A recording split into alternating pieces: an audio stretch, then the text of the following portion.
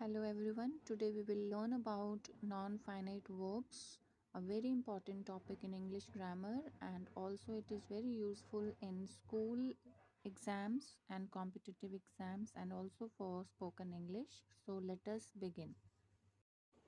तो सबसे पहले देखते हैं what is verb. A verb shows action, state or possession. तो verb क्या दिखाता है? क्रिया, कोई भी काम या स्टेट और possession. Example run, think, is, have. Some verbs change according to subject and tense. कुछ वर्ब जो हैं सब्जेक्ट और टेंस के अकॉर्डिंग चेंज हो जाती हैं. एग्जाम्पल ही प्लेज क्रिकेट, आई प्ले क्रिकेट. दोनों सेंटेंस में अगर देखें तो सब्जेक्ट के अकॉर्डिंग वर्ब चेंज हो रही है. ही प्लेज क्रिकेट और I play cricket. Play, plays. और इसी तरीके से आई प्लेड क्रिकेट येस्टरडे. यहाँ पर क्या हो गया? टेंस के अकॉर्डिंग वर्ब जो है चेंज हो गई. तो कुछ वर्ब्स टेंस और सब्जेक्ट के अकॉर्डिंग चेंज होते हैं. इन वर्ब्स को बोलते हैं finite verbs. A finite verb shows tense. That means they agree with tense. Tense के साथ चेंज होते हैं. Number 2, finite verbs agree with subject. ये सब्जेक्ट के अकॉर्डिंग चेंज होते हैं. और number 3, they can stand as the main verb. ये जो है सेंटेंस में मेन वर्ब की तरह यूज होते हैं. तो ये होते हैं फाइनाइट वर्ब्स. फाइनाइट वर्ब्स जो टेंस के अकॉर्डिंग और सब्जेक्ट के अकॉर्डिंग बदलते हैं. Example she writes daily, they were playing. तो वर्ब जो है सब्जेक्ट और टेंस के अकॉर्डिंग बदल गई. तो अब देखते हैं नॉन फाइनाइट वर्ब जो हमारा मेन टॉपिक है आज का. तो फाइनाइट वर्ब जो है they show time, they change according to the subject and can be used as the main verb. और नॉन फाइनाइट वर्ब अगर हम बात करते हैं तो नॉन फाइनाइट वर्ब जो है डज नॉट शो टेंस. ये टेंस नहीं दिखाती है. They do not change with subject. ये सब्जेक्ट के अकॉर्डिंग चेंज नहीं होती है and can not be the main verb. Now let us see types of non-finite verbs. There are 3 main types. 3 main type होती हैं non-finite verbs की. Number 1, infinitives. Infinitives में 2 types हैं. एक तो to plus verb की first form या base form. दूसरा है gerunds, verb plus ing जो कि एज अ नाउन यूज होता है सेंटेंस में. और तीसरा टाइप नॉन फाइनाइट्स का है पार्टिसिपल्स. इसमें जो है वर्ब फॉर्म्स आ जाती हैं V1, V2, V3. तो ये ज़्यादातर एज एडजेक्टिव यूज़ होते हैं. इनको वर्बल एडजेक्टिव्स भी बोलते हैं. तो 3 मेन टाइप्स हैं इन्फिनिटिव्स, जेरेंट्स, पार्टिसिपल्स. अब सबसे पहले देखते हैं इन्फिनिटिव जो कि हमारा क्या है? Two plus base form of verb या टू प्लस वर्ब की फर्स्ट फॉर्म. क्योंकि ये नॉन फाइनाइट वर्ब है तो ये टेंस और सब्जेक्ट के अकॉर्डिंग चेंज नहीं होगा. फॉर्म्स ऑफ इन्फिनिटिव तो बेसिकली 4 फॉर्म्स हैं. सिंपल इन्फिनिटिव जो कि होगा टू डू. कॉन्टिन्यूस इसमें रहेगा to be doing. Perfect to have done. और passive to be done. Example से देखते हैं. She wants to be selected. He is happy to have won. अब देखते हैं यूजेस ऑफ इन्फिनिटिव्स. कहाँ पर यूज़ करेंगे infinitives? Infinitives can act as nouns. To forgive is divine. तो यहाँ पर जो वर्ब टू प्लस फॉरगिव ये है इन्फिनिटिव जो कि एज अ सब्जेक्ट यूज हुआ है. यहाँ पर एज अ नाउन आ रहा है तो ये इन्फिनिटिव है. एज एडजेक्टिव भी यूज होता है. I have a task to complete. इस सेंटेंस में जो वर्ब टू प्लस कंप्लीट है ये टास्क के बारे में बता रहा है. तो यहाँ पर एज ए एडजेक्टिव आ गया. As adverb he went there to meet her. यहाँ to प्लस meet वर्ब को डिफाइन कर रहा है, went there to meet her, तो as adverb आया।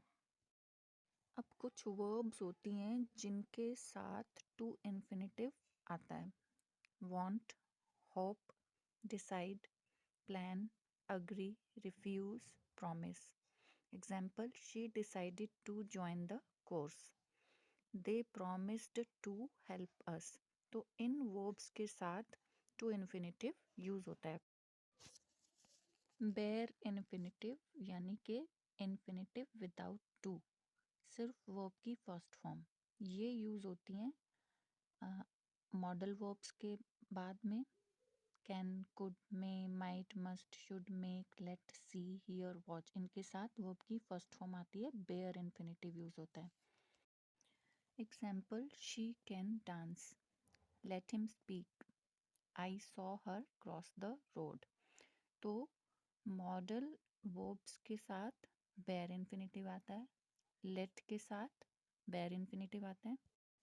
इन्फिनेटिव्स के बाद नेक्स्ट टाइप जो नॉन फाइनाइट है वो है जेरेंड। जेरेंड बनता है verb first form plus ING, और ये जो है सेंटेंस में एज नाउन यूज होता है। Example, reading, swimming, cooking. तो ये वर्ब है लेकिन एज नाउन यूज होता है, नॉन फाइनाइट वर्ब है क्योंकि ये सब्जेक्ट और टेंस के अकॉर्डिंग चेंज नहीं होता है। Uses of gerund. Gerund used as subject like reading improves vocabulary. यहाँ पर reading as subject आया है। As object I enjoy reading. तो यहाँ पर जो reading है ये enjoy verb का object है। Object of preposition. She is good at singing.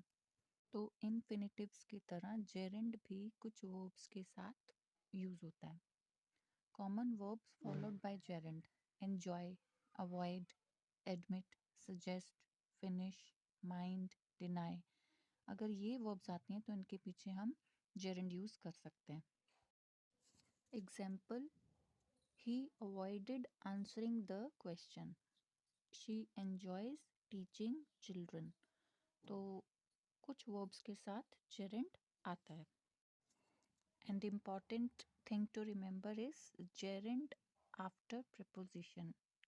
Preposition के बाद आपको जेरेंड ही लगाना है, इन्फिनेटिव नहीं लगाना है। Fond of playing, interested in learning, tired of working. Gerund versus infinitive दोनों में अंतर क्या है वो देखते हैं। Gerund stop doing, infinitive stop to do.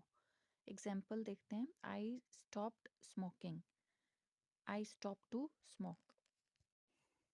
तो आई स्टॉप्ड स्मोकिंग यहाँ पर मतलब quit the habit, I stop to smoke यानी कि purpose. Now third form of non finite verb is participle. Participle is verb form acting as an adjective और describes a noun. Types: present participle, past participle.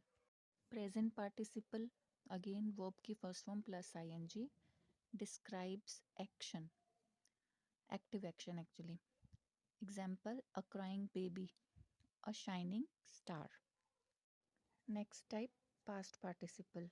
That means verb third form, verb के पीछे ed और en. This describes completed action. Example, a broken hair, a written letter. Participial phrase. Participle plus objective or modifier. Example, walking in the park, she met her friend. Tired of work, he slept early. अब कई बार हम क्या है error कर देते हैं, गलतियां कर देते हैं पार्टिसिपल्स को यूज़ करते वक्त। Walking on the road a cat hit him, ये गलत है। While he was walking on the road a car hit him, अब सही है। और कुछ एरर्स देखते हैं। He is fond to play cricket, fond के साथ जेरेंड आएगा, he is fond of playing cricket. To avoided mistakes is good, ये गलत है। टू के साथ वर्ब की first form to infinitive, to avoid mistakes is good. I hope you understood non-finite verbs, practice and answer. So non-finite verbs, they do not change according to tense or subject. There are three main types: gerund, participle, infinitives. That's it. Thank you. Have a nice day. Keep learning, keep growing. God bless you all.